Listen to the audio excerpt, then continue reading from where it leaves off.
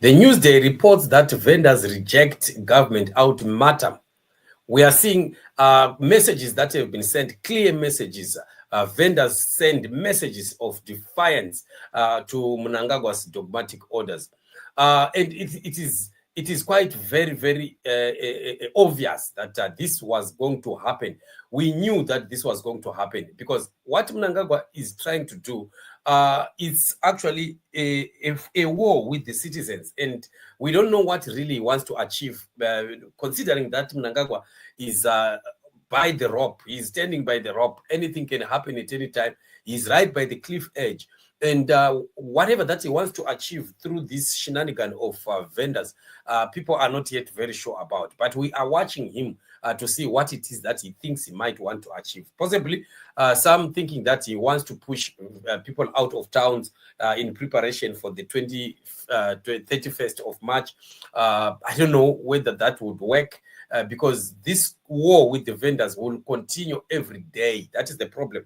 In fact, he will have escalated the situation because the vendors will be coming in every day and they will be fighting. You can't have the whole towns, empty, and you send police to be guarding empty towns throughout. It can't happen. It will be a stairway again on the other side. So I don't see how Mnangagwa is going to maneuver on this one, whichever way that is trying. But I think he is just clutching on straws. Mnangagwa is just desperate. That's the truth. This is what we call desperation. He doesn't know what to do, how to treat the situation that is at hand right now. But the situation is bad already. The kind of attitude that he is showing, especially after the Geza revolution started, is really going to be shooting himself in the foot.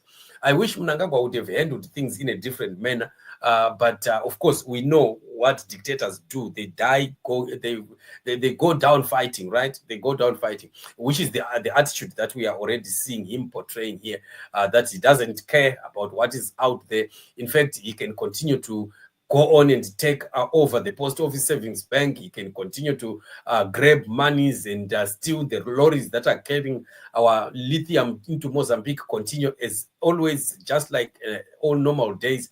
And then he can continue also abusing Zimbabwean people without even thinking twice. But is this going to just end like this? Is he going to just win everything like what he has been enjoying in the past, that he would do things and just succeed in them? But I don't think that this is his season. His season is different now. I wish he knew that things are different. The tables have turned around now. This is no longer time for Mnangagwa to continue playing games, especially with his own life, because where we are going, things are going to turn very bad, very ugly, especially that Mnangagwa is forgetting that he has family, he has children, and many of them, by the way, who after he's gone would still need to have a life in Zimbabwe. But already the legacy that he is leaving behind is already closed that chapter for a peaceful stay in Zimbabwe for everyone that carries the name of Emmerson Mnangagwa. But he's so selfish to the point that he doesn't see that. And even those children of his who are, following him and telling him themselves that they are just untouchable like their father, they are failing to think, because they should know that this old man is very old, and at any time he can go. And if he goes, what is going to become of us? And that is a question that normal people should ask themselves. So the war is starting with the vendors. Really, vendors are defying every order. Vendors are telling themselves that if it means we die fighting. So it's going to be a big clash, which is coming in the few days before the final clash of the 31st. And when the final clash of 31st comes, it will find an existing clash already, which might be two fires that might join each other, and it may not end up well for Emmerson Mnangagwa. But as for Zimbabwean people, we continue to say, let us fight. We can't continue to be docile and watch this man do what he wants with us. It is high time that we defend our land. No one is going to come from somewhere else and come and fight for Zimbabwe except Zimbabwean people. This is why we are saying we need people to unite. These other people that want to make side shows and start to want to just speak negatively about everything, I don't think they are the right people we need to listen to at this time.